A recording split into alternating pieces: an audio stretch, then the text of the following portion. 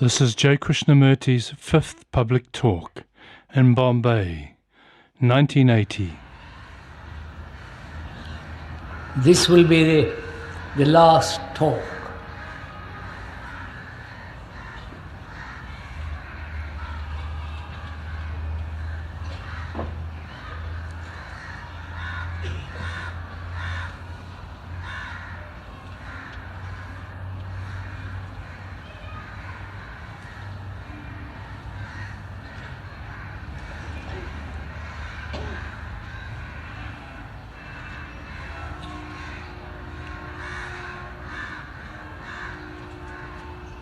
I wonder why you are all sitting here.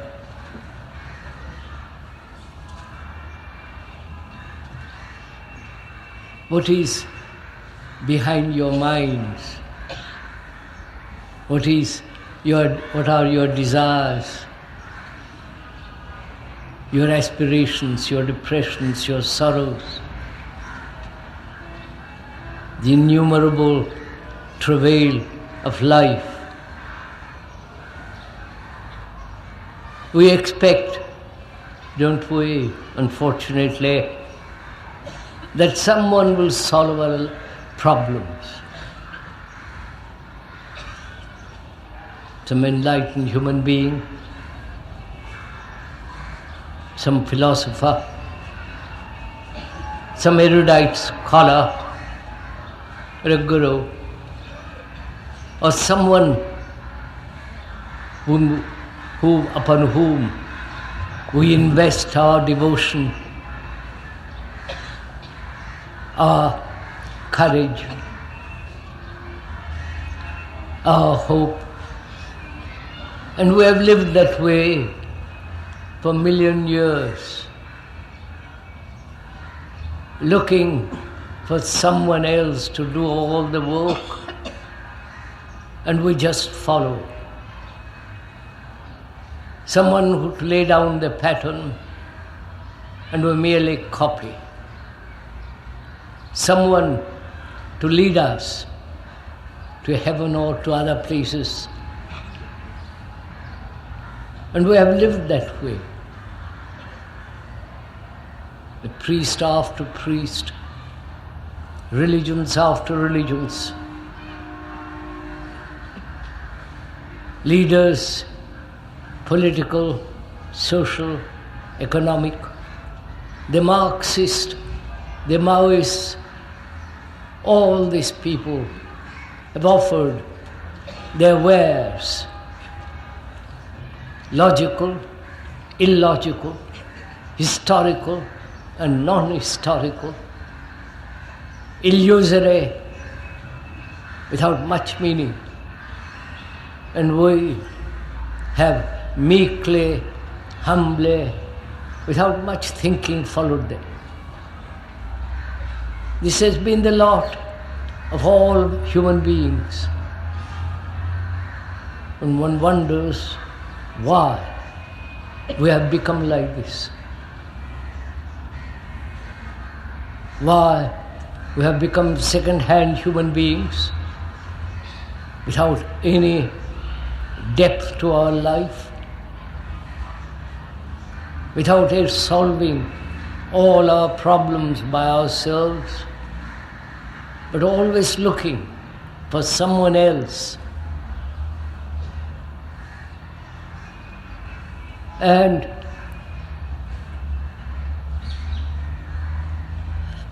as this is the last talk,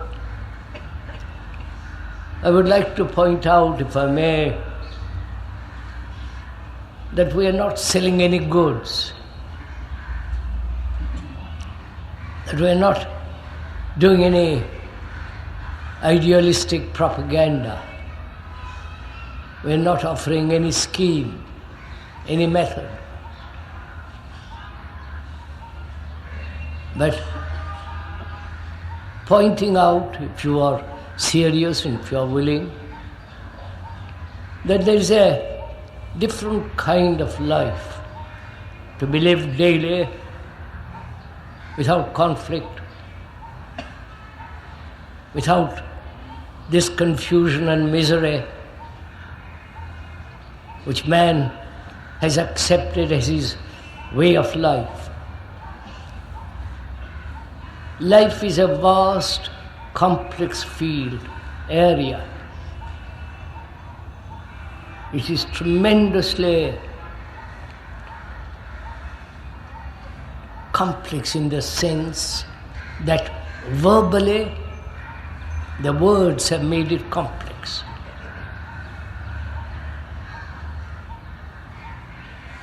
Because we live by words. Our brains are crowded with words. And words have become extraordinarily important in our lives. And so we live a very superficial life, wanting, hoping to live a deeper, more serene, more a life in which there is no all this ugly conflict. But words must be used. They're only the means of communication between two people. And words, if they're not properly understood, must inevitably lead to misunderstanding. So I think it is important that we learn the art of listening. Not to what the speaker is saying only, but also to nature, to everything about us, to listen. So that our hearing, not merely by the ear, but hearing deeply to our own complex misery, strife and struggle, to listen to it, not reject it, not try to overcome it, not run away from it, but to listen to it so completely, so deeply that the very thing that it is telling you becomes reasonable, rational, true. And as this is the last talk, we have covered a great deal of our life in all the last 4 talks. I think we ought to talk over together this evening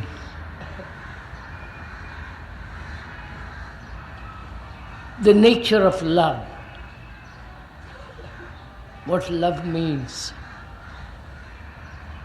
and if there is an end to sorrow, not only the sorrow that each one of us goes through, but the sorrow of mankind, the sorrow which wars have brought about, the tears of all the people who have not killed but have others been killed, the poverty, the degradation of penury. And we also should talk over together the nature of death and meditation.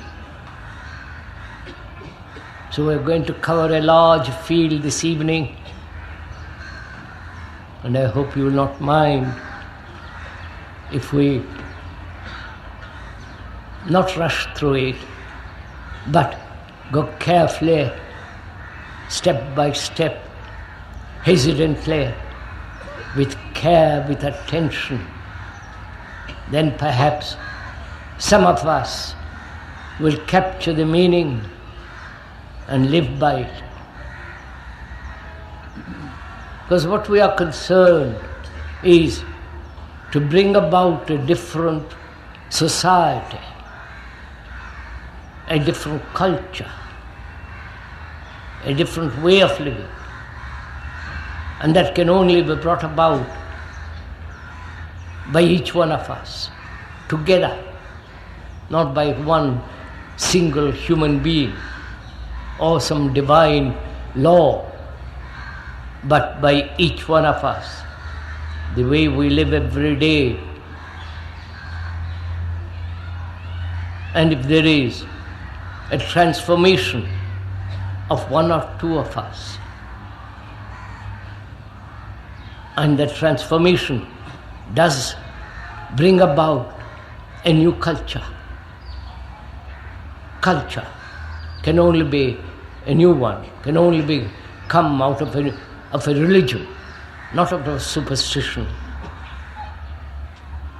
not out of ideas, however good or bad. Religion, not this thing we call religion, the puja, the rituals, the fancy robes and so on, so on, so on. That's not religion. Religion is the assemblage of all our energy to live a life that is harmonious, actual, and in which there is great affection, great love, a sense of compassion for all things. That is religion. Not all the things that you are playing with. So, we'll begin by talking over together. I mean by together. Not that the speaker, thinks it out for you and you agree or disagree, but you and the speaker are walking together, happily, easily, without too much tension, without too much occupation, with sense of amicable, friendly, happy relationship. If we could establish that, at least for an hour this evening, we could go a great distance together.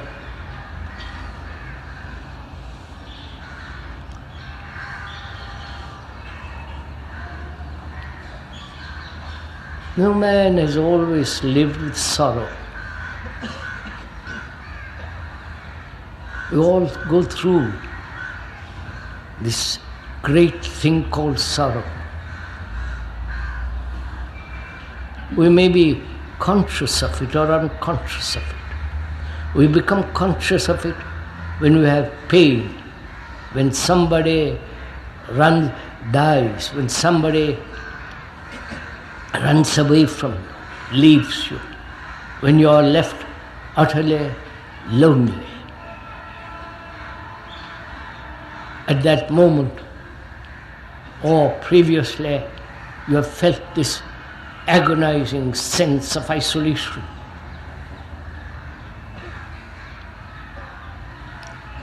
And this loneliness, this sense of complete state of mind when you have lost all sense of relationship with anything. I'm sure most of you must have felt this on rare occasions, or perhaps know of it when you're with a great many people in an office, in a factory, or when you're talking to somebody, you have this deep abiding sense of isolation. And that is one of the causes of this suffering. And apparently we never seem to dispel that depressing, wasting energy of loneliness. And as we said, that's one of the causes of this suffering.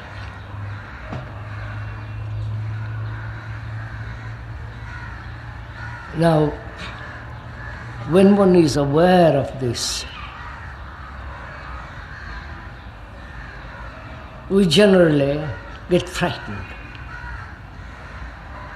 We generally run away from it,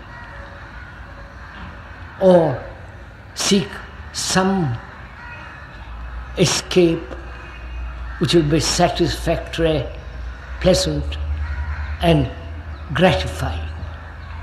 But that loneliness remains, like some disease from which you are trying to escape. You may escape, but the disease is there. And so, can this loneliness, which has its great many consequences, you may become a social worker, a politician, fighting a place of power, or a priest or a businessman or what you will. There is this sense of loneliness, isolation. And the consequences are any form of escape, religious, any form of entertainment, but it's always there. So can we, in talking over together, and I mean together, can we look at it? Because without the ending of sorrow, there is no love. Please realize this. This is not a rhetorical statement, but truth. That where there is sorrow, where there is fear, love cannot be. And life bereft of love has no meaning. And without the ending of sorrow, that flower cannot blossom. So it's important to find out for ourselves without being guided to it, without being persuaded to it, to see for ourselves the nature of this loneliness.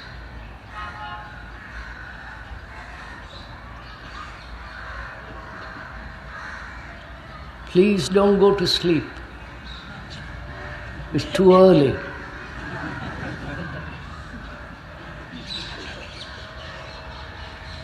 You may be tired after a day's work, and sitting comfortably, listening to somebody might put you to sleep,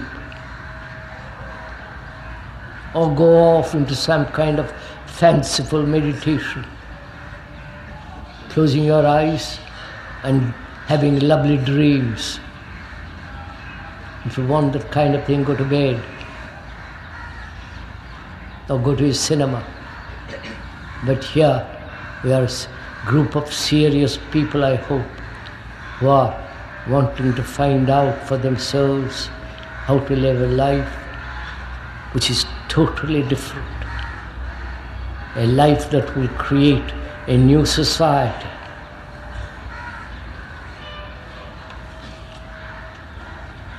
This loneliness comes about through our daily action.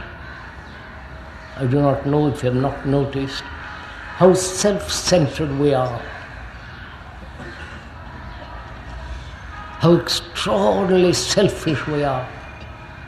So please don't nod your head, it has no meaning. Just listen to it.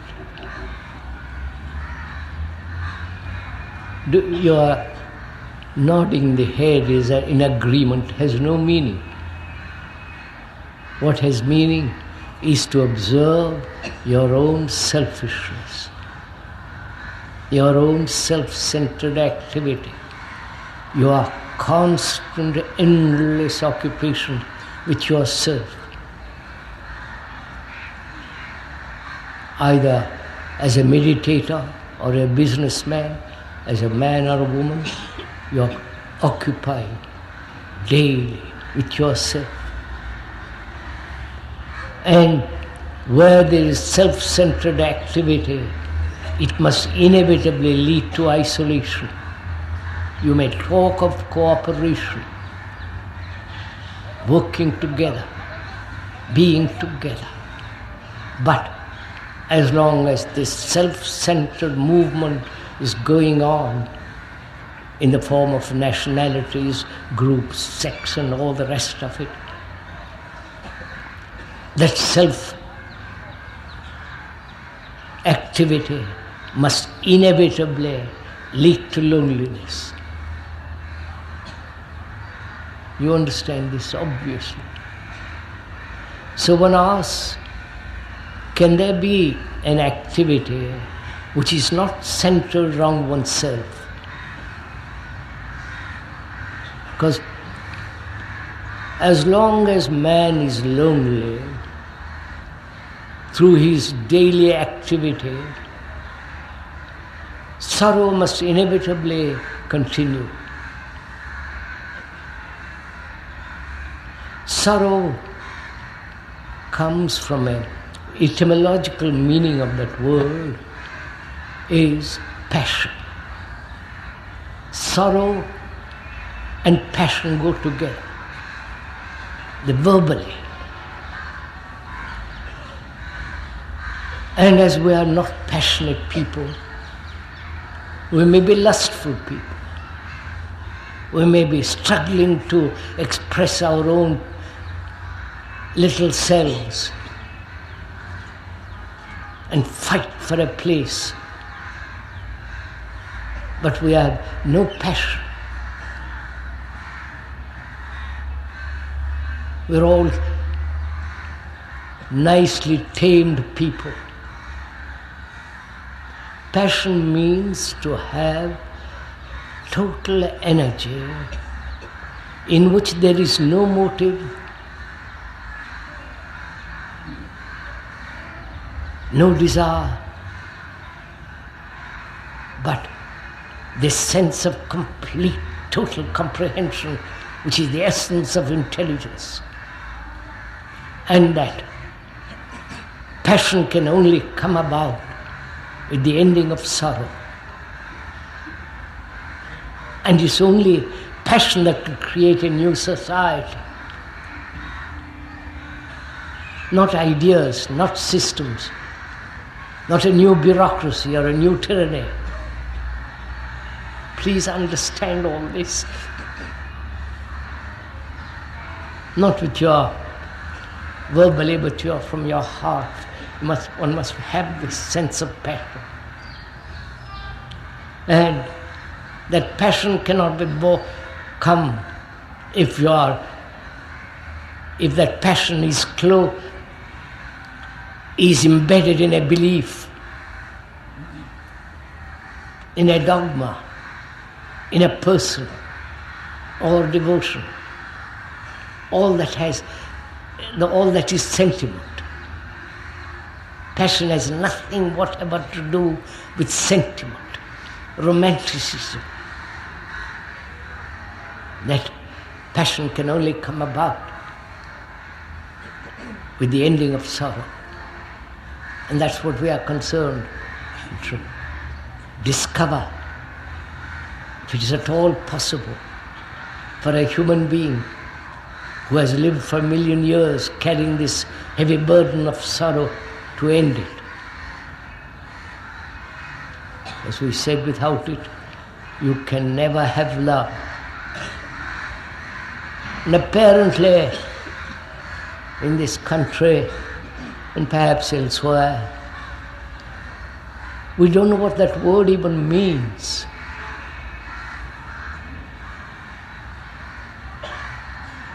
It implies great sensitivity. Care for another.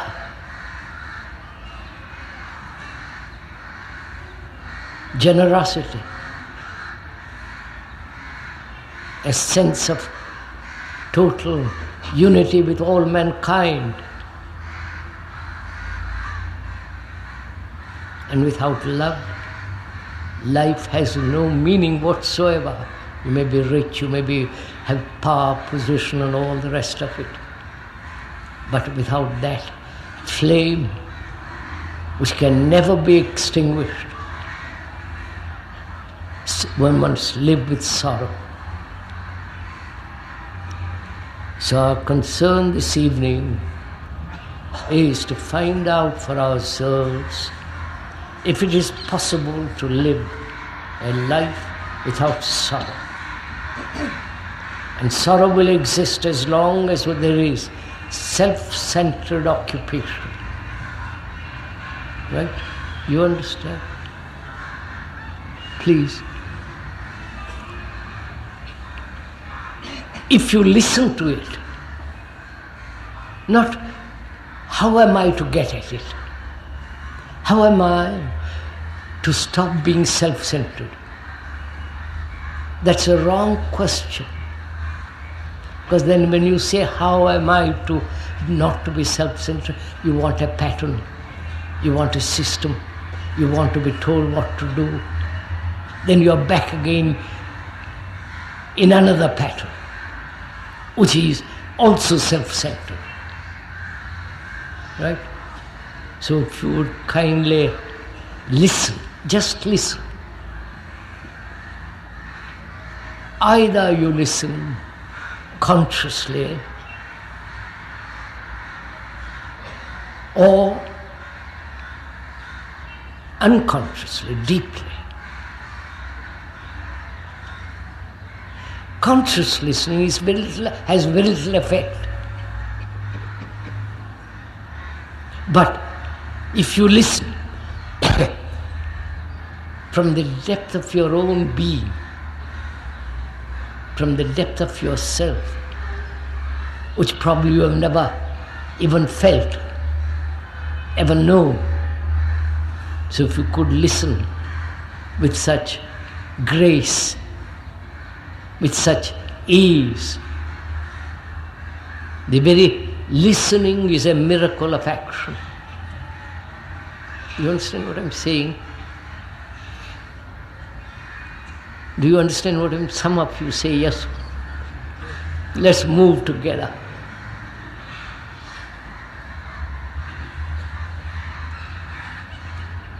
You see, if you try to do something about not being self-centered, you are being self-centered. You understand that?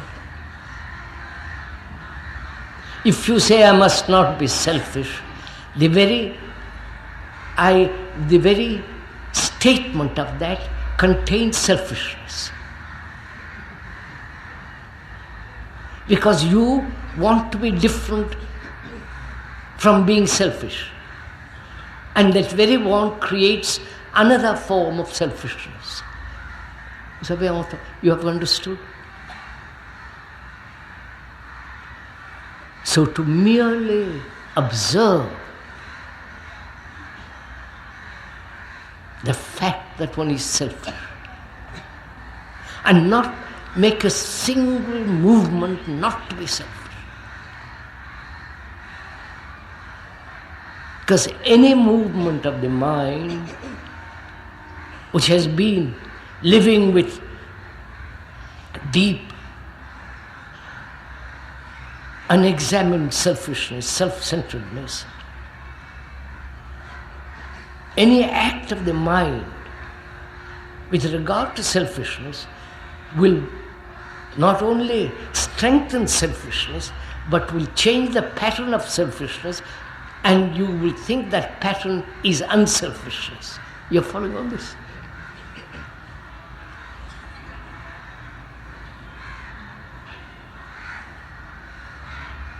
So to observe without any movement of thought or action. That is, to observe your self-centered occupation in the name of God, in the name, all the rest of it. To observe it without the past interfering with it. Just to see your face as it were in the mirror. You can't change your face. Probably you wish you could, but there it is. It is what it is. And to observe it purely, without any distortion, without any pressure, just to observe.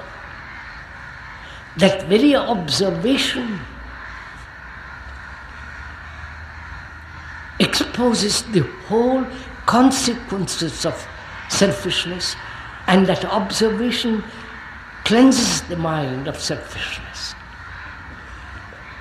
So don't accept this, do it.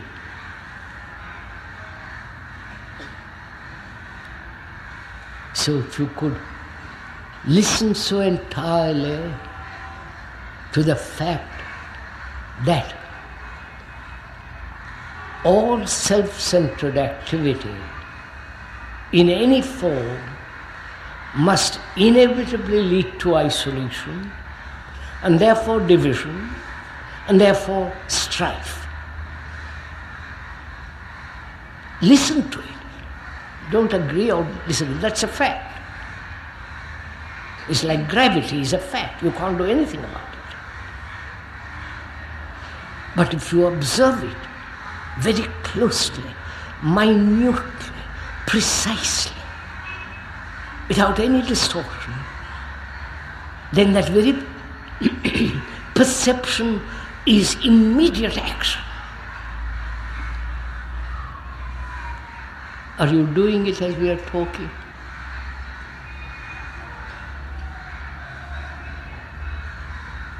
So where there is isolation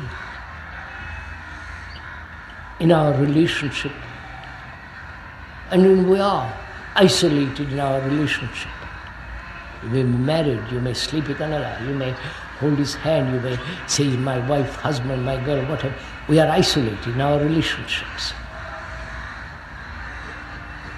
Because each one has an image of the other, put together by thought through days and years and time. Those two images have relationship. Images put there by memory, by association, by remembrance. And that is not relationship. That's why if you observe it, the image that you have about another, to see it actually what is happening, that your relationship is based on memory, remembrance on another, of another, which has built an image in yourself of the other, and the other has also image about yourself.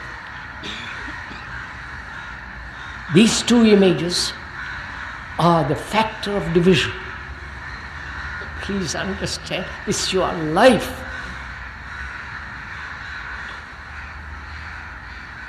And as long as there is that division, there will be isolation, loneliness, pain, jealousy, anxiety, anger, hate, strife.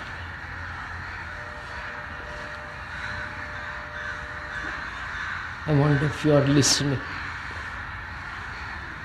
And loneliness is the consequence of our self-centered occupation. If you hear that and see the truth of it instantly, immediately,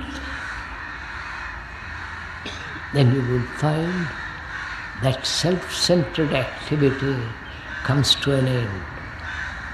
It's like ending something. which you have been carrying for 1,000 years. So there is an ending to sorrow.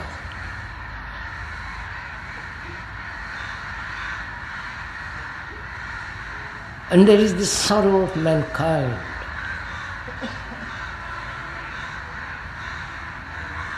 Man has brought about sorrow, killing each other, dividing into castes, nations, groups, sects, ashramas, and so on, dividing, fragmenting.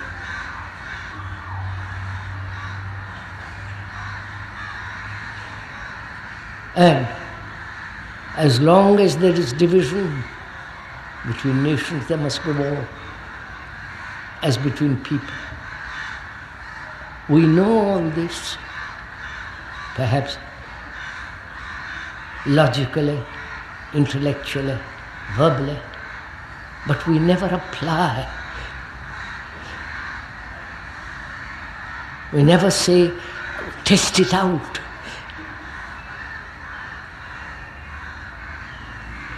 And so, sorrow never ends. And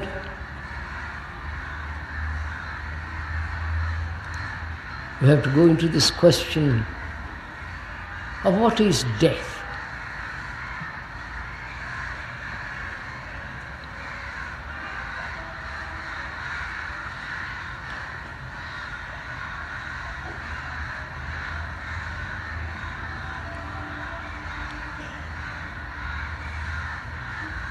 No, it's one of the most extraordinary things in life that we haven't solved this question, ever. We've never inquired, not verbally, but deeply, why this enormous fear of something unknown exists in each one. Why we have never inquired if the mind can ever be free from the known. You understand my question?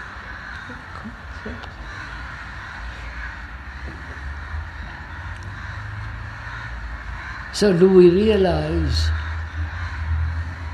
factually that we're always moving in the field of the known? Your gods are known because they have been created by man through thought and fear. That's the known.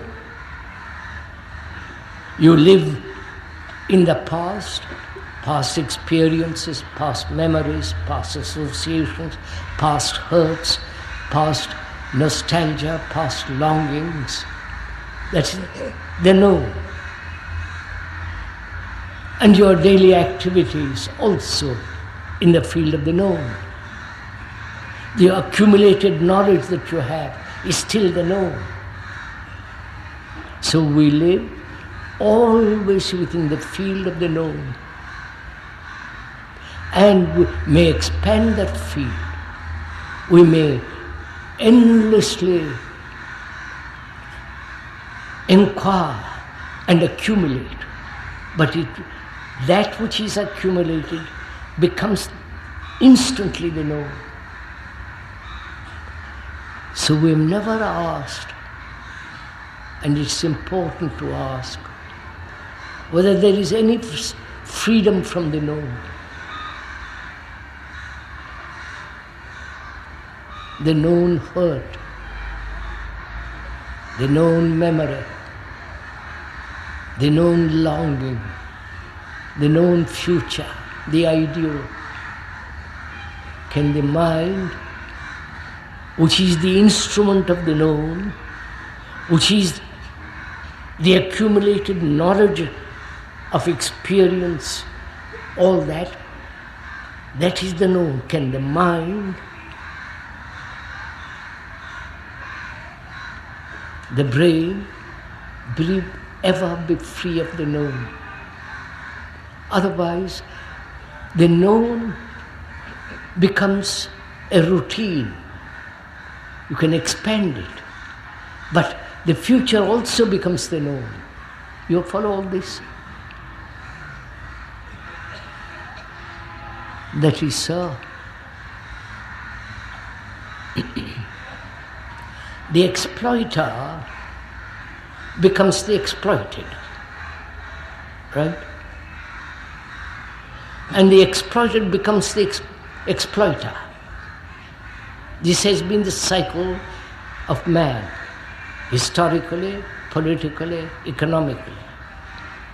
The exploiter exploits, and the one who is exploited becomes the exploiter. And this is called evolution. This is called the movement of perpetual revolution. If you have followed all this, if you have listened to some communists and so on, especially the Trotskyites, this constant revolution from the known to the known, and the known modified, and further known. So, we're asking, can the mind, which is the result of million years, with all its knowledge, with all its experience, always within the field, within that field, ever be free to discover, to come upon something unknown? You understand my question? You understand my question even?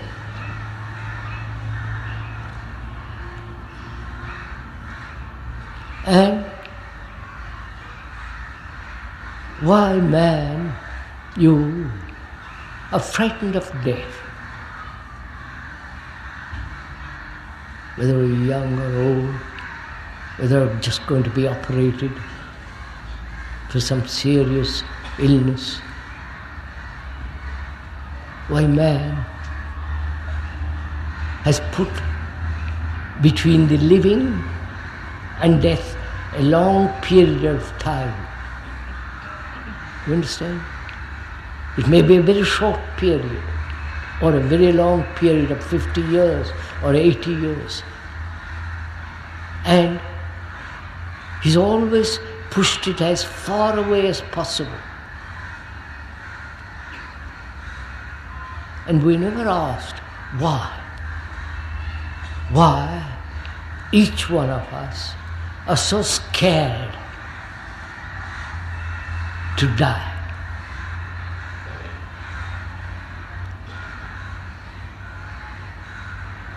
Are you asking that question now? And if you did ask that question, why are you frightened of it? Is it that you are afraid to leave, let go the known?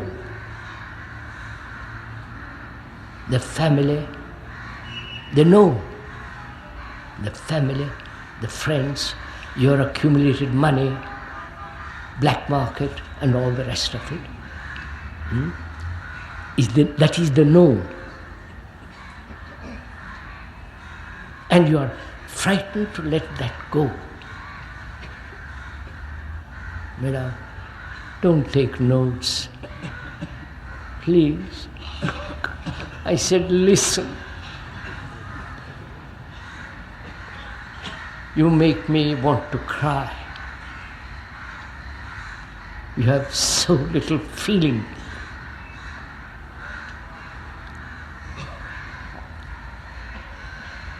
Gosh.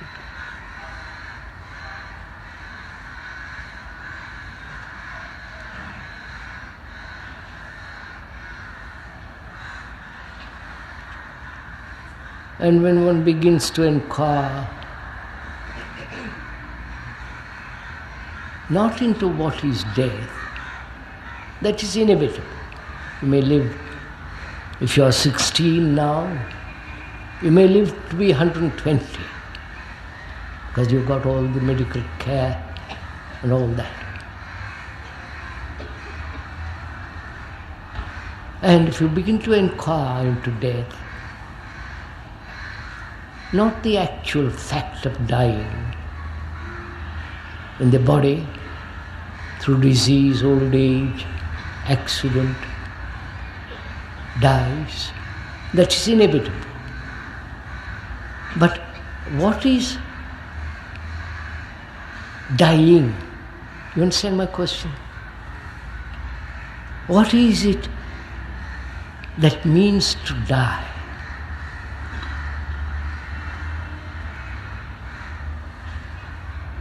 Please ask yourself this question. And if you ask it seriously, it means ending. Right? Ending. Now, will you end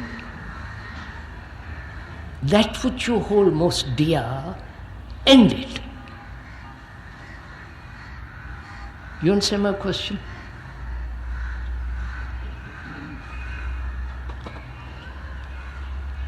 The ending of attachment, with all its consequences, pain, jealousy, anxiety, hatred, fear, to be attached to something, to a belief, to a person, to an idea. And when you die actually, physically, you end that, all that.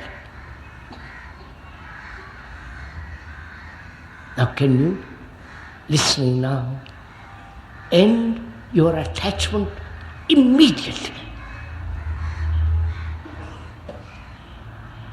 That is death, right? I wonder if you're following all this. Don't, if you want to do it, do it. If you don't, it's all right. It's up to you. That's death. And death also means separating from that which we are living daily. Our business, our money, our wife, our children, all that. So to find out what death is, really, not just verbally and all the comfort of reincarnation and karma and all that kind of stuff, but to find out what it means in our daily life, you have to go into a question, what's your life?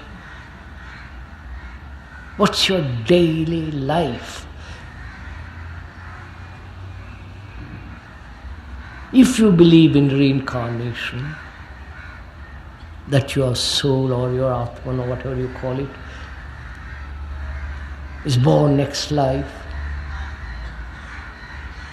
that is, if you are good this life, you'll have a palace next life, right? If you are noble this life, you will have wings next life. But your belief is only a nonsense. Because if you actually believe that you will be born next life according to what you are doing now, then you will change your life now. But you won't.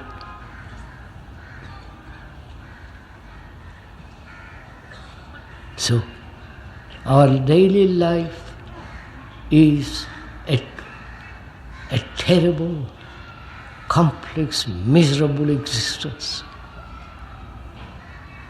Going to the office day after day for 10 years, 50 years. Face it.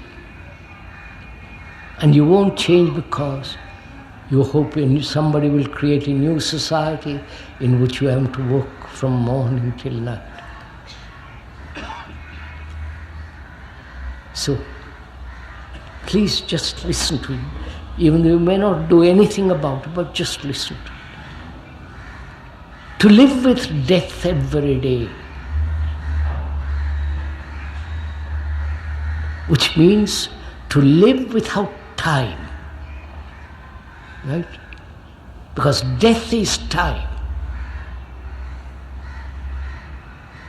which means every form of attachment, every form of fear, possession, domination, all the rest of it. When death comes, all that ends. And can we live with death, that is ending every day, everything that you have accumulated, psychologically, inwardly, to end everything that you have psychologically gathered, your hurts, your ambitions, your all the rest of that business. End it. And with the ending there is a new beginning.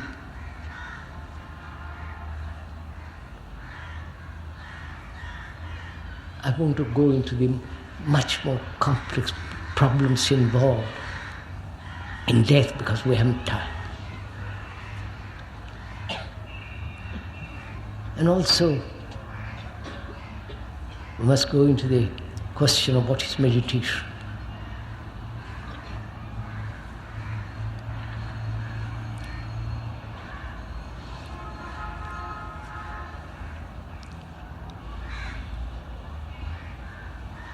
Are you meditating now? May I ask? You are sitting there very quietly, listening, I hope. Are you in a state of attention? Not tension, attention.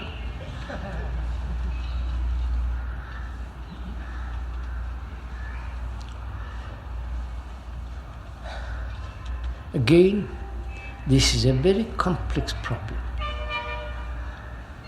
which must be approached very simply. All premeditated meditations are no meditation. Right? Have you understood this? Oh no.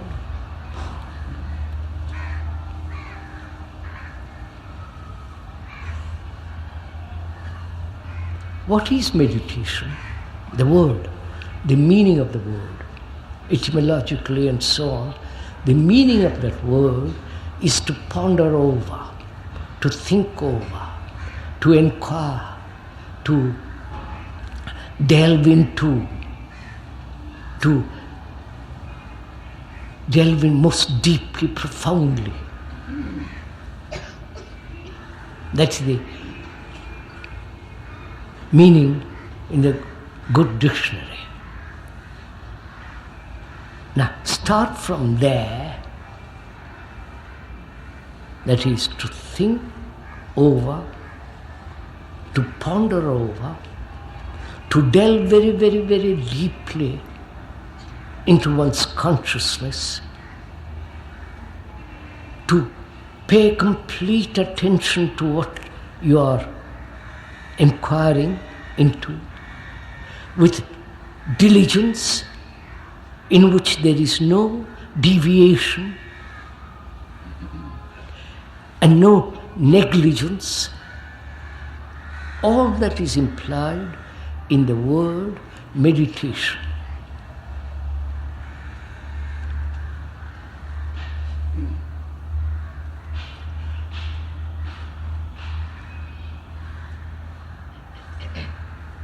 Our meditation now are of different kinds.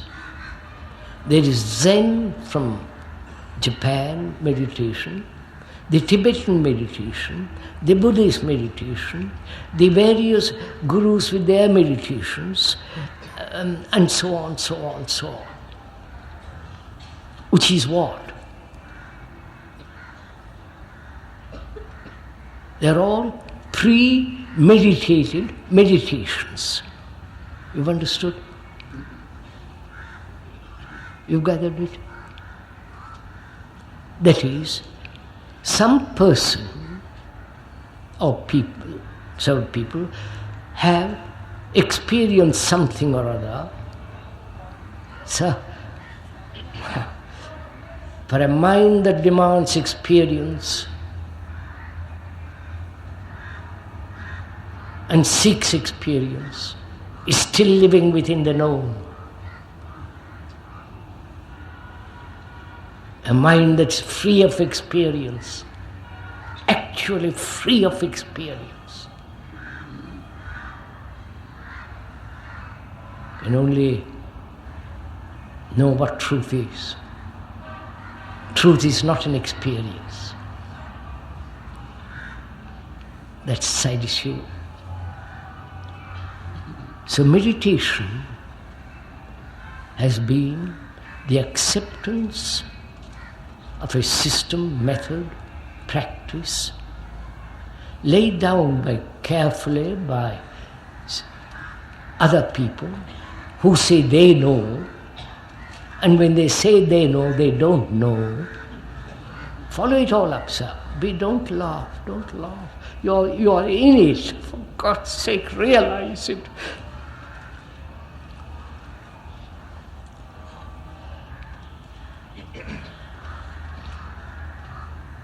So, they say if you do this, you will reach God or enlightenment or nirvana, moksha, or anything you like to call it. And we poor gullible people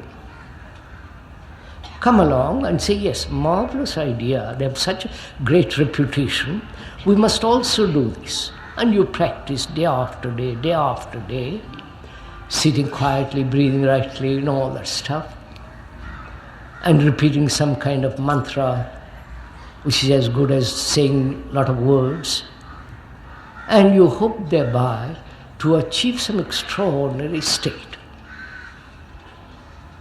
Right? Agree? You know, one of the factors is, rather amusing factor, in this country, anybody who is slightly imbalanced becomes a saint, a guru. Whereas in Europe and in America, they would go to mental hospital. Right?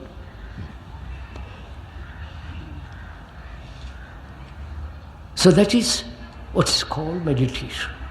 The Tibetan, the Zen, which is to pay a great deal of attention to your, and so on. So I won't go into all the details of it.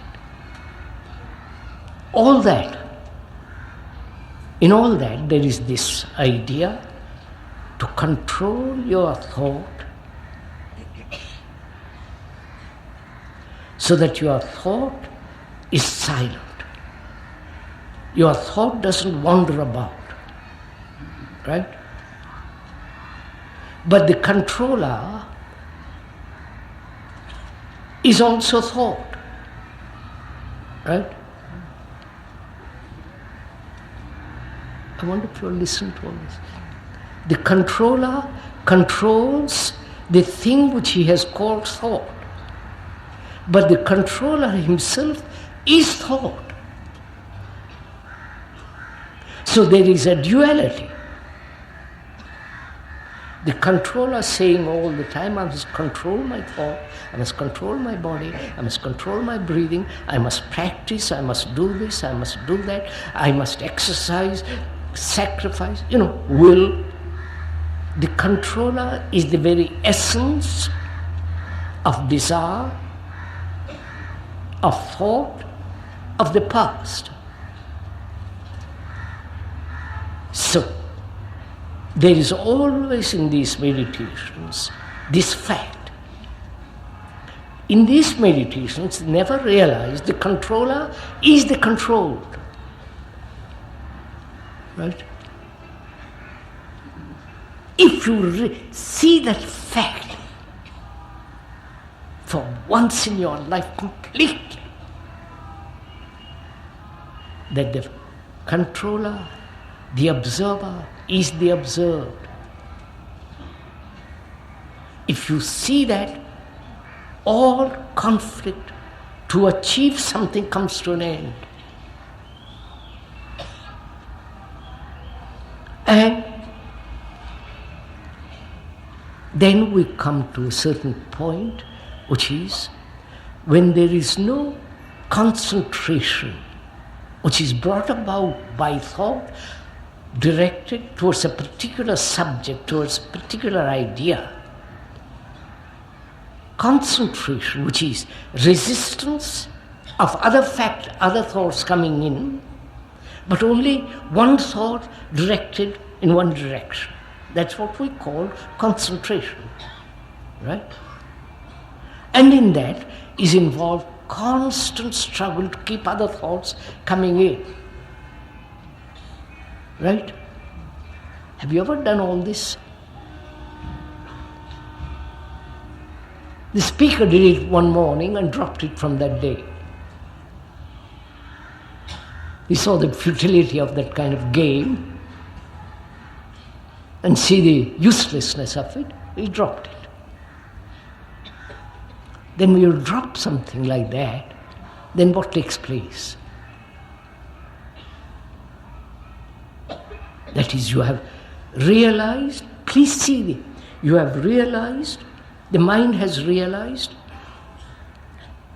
that something is not true, false. And seeing the truth in the false frees you from the false. You understand? Do you understand this?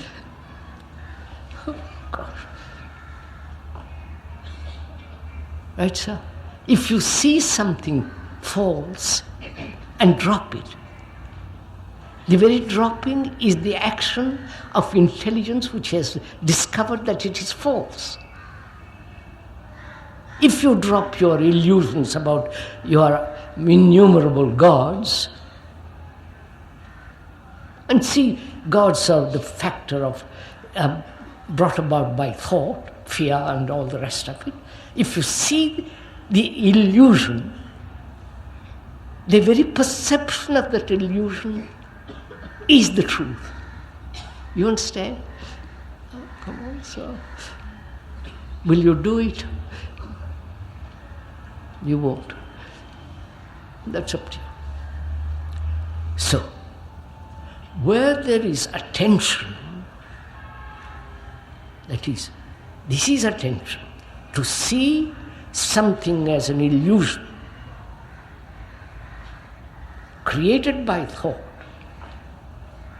like your gods, your rituals and so on, all that stuff, to see the falseness of it. The very seeing the falseness is intelligence. And that intelligence is necessary completely to perceive the action that's born out of that intelligence. You will get it. Think about it. Not don't think about it, listen to it. So when you see the false, that is, in that perception, there is complete attention. There is no concentration. There is just attention. Attention implies there is no center from which you are attending. There is a center which demands concentration. But in attention, there is no center. Right? Do it. Now, I'll show you. Would you please kindly, I'm a speaker asking most respectfully, pay attention completely now to what he's saying. Completely. And you so pay attention, there is no center from which you are attending. You understand?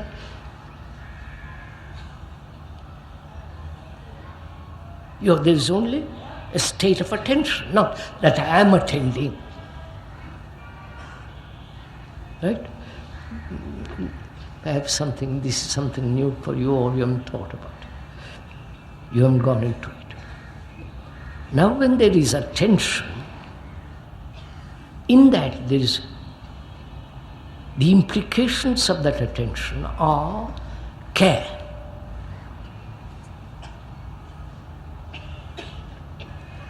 Care can only exist where there is love. Care for your wife, for your husband, for your children. And where there is attention, if you watch it very carefully, there is absolute silence.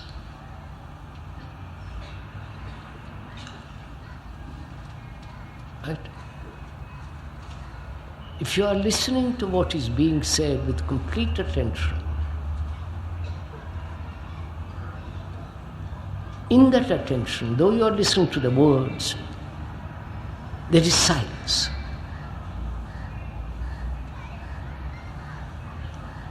And that silence is necessary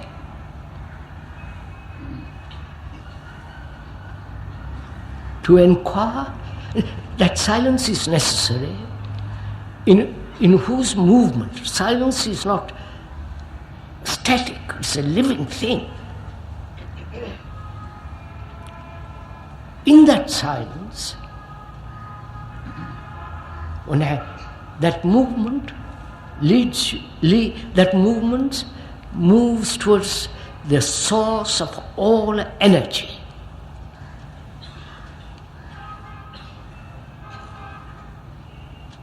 And this origin, the beginning of all energy, don't translate it as God and all the rest, but that's nothing. The origin, the beginning of all things.